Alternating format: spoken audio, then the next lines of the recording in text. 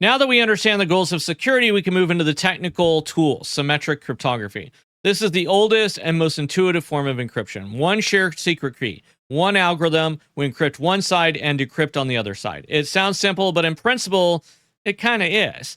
But once you start thinking like an attacker, the weaknesses of this type of symmetric cryptography become very, very visible.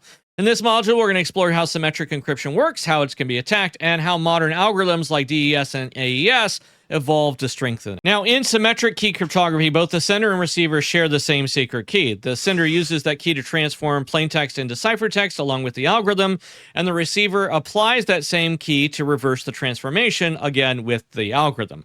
The security of the system depends entirely on keeping that shared key secret. If the attacker obtains the key, well, the entire system collapses.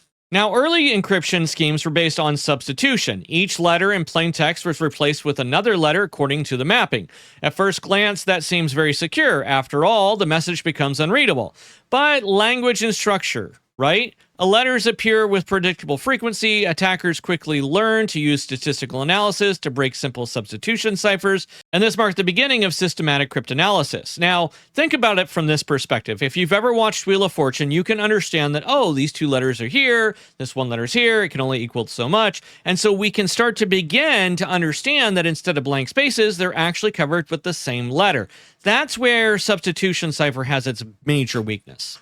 Now, attack models define what information an attacker has access to. In a ciphertext-only attack, the attacker only sees the encrypted message.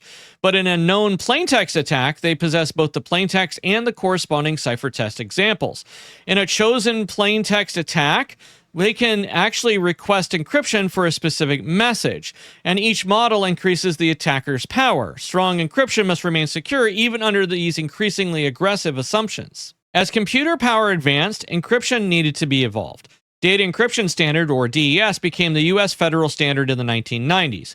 It used a 56-bit encryption key and operated on a 64-bit block of data. For years, DES was considered strong, but as computational speed improved, brute force attacks became practicable. A 56-bit key eventually proved to be way too small. To strengthen DES, engineers introduced triple DES. That's Triple Data Encryption Standard, which applied the algorithm 3 times with the different keys. This extended its effective security, but at the cost of performance. Eventually, DES was replaced by AES, that's Advanced Encryption Standard, and that supports 128, 192, and 256 bits. The increase in size dramatically expands the brute force search space, and AES remains the backbone of modern symmetric encryption that we see today. Brute force attacks attempt every possible key until the correct one is found. The strength of symmetric encryption often comes down to the key length. Doubling key length does not double the security, it just increases it exponentially. That exponential growth is what makes AES resistant to brute force attacks with current technology. However, security is not only mathematics, it also depends on correct implementation and secure key handling.